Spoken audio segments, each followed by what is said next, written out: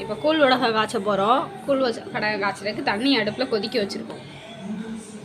இப்போ கூழ் வடகத்துக்கு நல்லா தண்ணி கொதிச்சிருச்சு.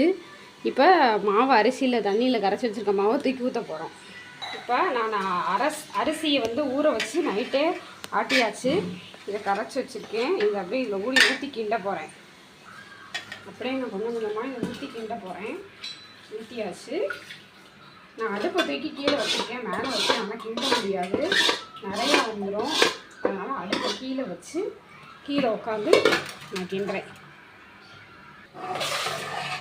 நல்லா தண்ணி ஊற்றி அதையும் கழுவி அதை ஊற்றி இப்படி கிண்டிக்கணும். அடி பிடிக்க விட்டுறக்கூடாது, கிண்டிக்கிட்டே இருக்கணுமா. உப்பு வந்து தேவையான அளவு போட்டுக்கோங்க. இதெல்லாம் வந்து நான் ஒத்தையால் பண்ண முடியாது. எங்கள் அம்மா வர போகும்போது தான் சேர்ந்து பண்ணுவோம். ஒத்தையால் பண்ணால் கஷ்டமாக இருக்கும். பிள்ளைங்களை வச்சுட்டு மாடியில் போய் ஊற்றோம்னா. தேவையான அளவு பெருங்காயம் போட்டுக்கலாம். ஜீரகம் ஆட் பண்ணிக்கிறேன். அதை கிண்டிக்கோங்க. இப்போ நாங்கள் பச்சை மிளகாயும் கருவேப்பிலையும் இதில் அரைச்சி மிக்ஸி ஜாரில் வச்சுருக்கோம். இதை ஊற்றிக்கலாம்.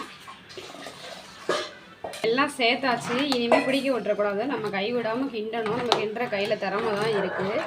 கிண்டிக்கிட்டே இருக்கணுங்க. கிண்டிக்கிட்டே இருந்து கிண்டி முடிச்சுட்டு மாடியில் கொண்டு போய் ஊற்றணும்.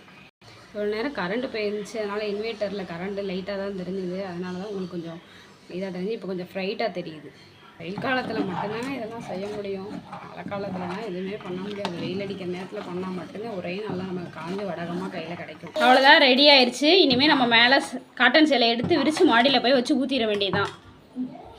கூழ் வடகம் ரெடி.